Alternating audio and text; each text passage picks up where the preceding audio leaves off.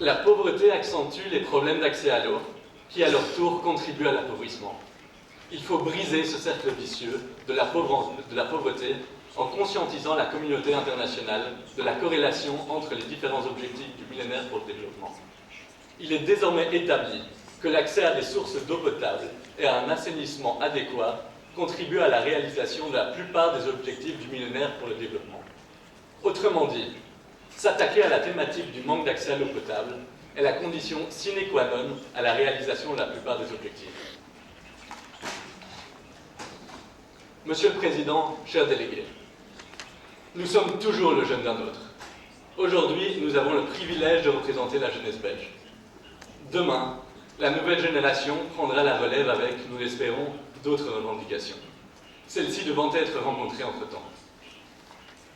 Il est intolérable qu'au XXIe siècle, 4000 enfants meurent chaque jour par absence d'accès à l'eau potable dans l'indifférence quasi totale. C'est avec un certain fatalisme que nous évoquons des thématiques telles que l'accès à l'eau potable. Mais le fatalisme est l'ennemi du progrès.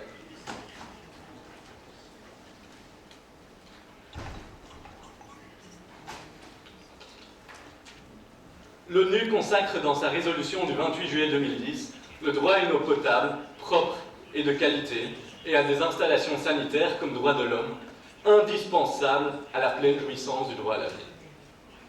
Nous demandons à l'ensemble des États membres de cette Assemblée de s'engager dans une politique globale de gestion sur le long terme, centrée sur les droits fondamentaux et l'implémentation du droit à l'eau comme bien commun.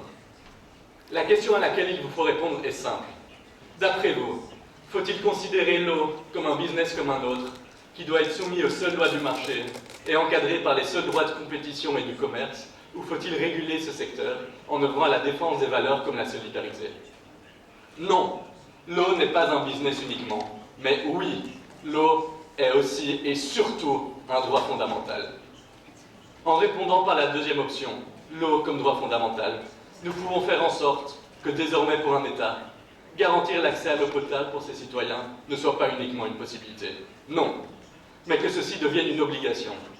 Obligation qui serait possible grâce à un renforcement de la solidarité, la coopération entre États et des échanges de bons procédés. Nous, jeunes délégués, ne voulons pas d'un monde où à chaque moment le robinet de l'accès à l'eau peut nous être coupé par faute de revenus suffisants. Ni aujourd'hui, ni demain. Osons un monde plus juste, plus équitable et plus durable. Osons des SDGs plus ambitieux. Osons l'implémentation de l'eau comme droit fondamental. Osons relever le défi du changement. Merci.